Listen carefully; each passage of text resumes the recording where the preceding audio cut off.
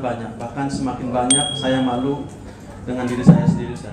2 tahun yang lalu sedikit demi sedikit sudah saya tinggalkan, bahkan sholat pun mulai saya berjamaah di masjid dan sudah merasakan nikmatnya hijrah.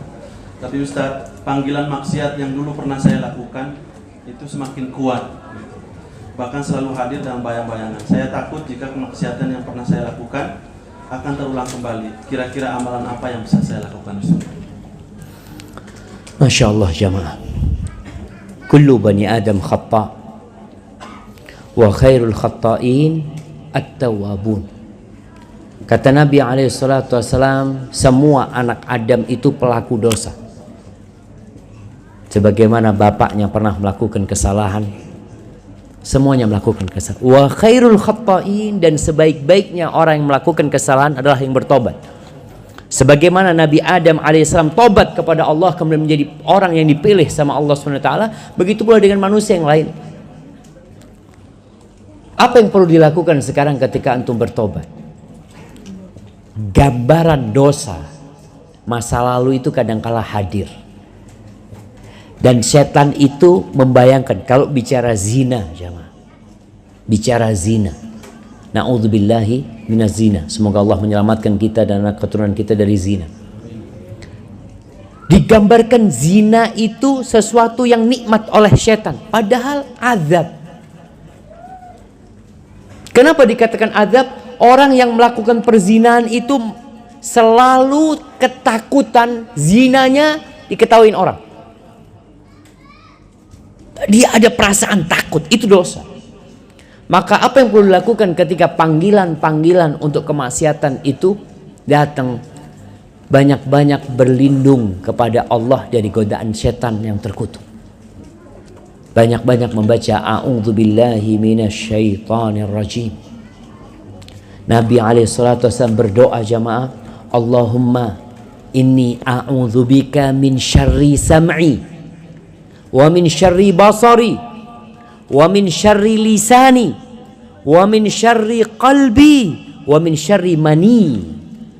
Kata Nabi SAW, ya Allah, aku berlindung kepadamu dari kejahatan pendengaranku, dari kejahatan penglihatanku, dari kejahatan lisanku, dari kejahatan hatiku, dan dari kejahatan maniku, kata Nabi SAW.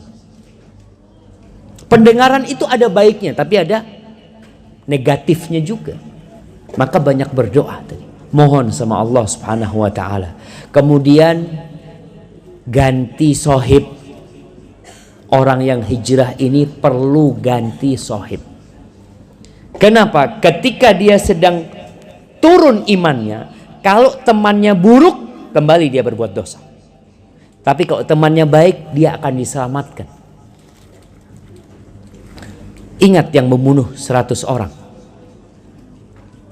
Ketika datang kepada seorang yang alim, dia bunuh 99 orang jawab. Kemudian dia ingin bertobat, dikasih tahu orang yang ahli ibadah, bukan orang alim. Ingat, orang yang berilmu dengan orang yang ahli ibadah bedanya seperti malam bulan purnama dengan bintang-bintang. Jadi orang yang ahli ibadah ya cuma pinter ibadah doang dia. Ketika datang nih yang membunuh 99 orang kepada orang yang ahli ibadah, dia berkata, halli min taubah, mungkinkah aku bertobat? Apa kata orang yang ahli ibadah ini? Orang kayak kamu mau tobat? Nggak ada. Bunuh 99 orang mau tobat, neraka sudah tempatnya. Lalu orang ini berpikir, kalau memang aku nggak bisa bertobat, ya sudah, dilengkapin jadi 100 ya. Ada apa hidup jadi orang baik kalau ternyata nggak bisa baik? Artinya pintu untuk jadi orang baik tertutup. Karena nih orang ahli ibadah nggak punya ilmu. Kemudian ketika datang kepada orang yang alim, yang berilmu, maka orang alim ini mengatakan, apa yang menghalangimu dari pintu taubat? Terbuka pintu taubat untukmu. Tapi engkau itu hidup di kampung yang jahat, kampung yang buruk. Engkau harus hijrah. Maka dinasehatin orang ini untuk meninggalkan kampungnya, berganti teman. Maka tadi antum kalau sudah hijrah, tolong temannya diganti juga, sehingga hijrahnya semakin sempurna. Hadza wallahu a'lam.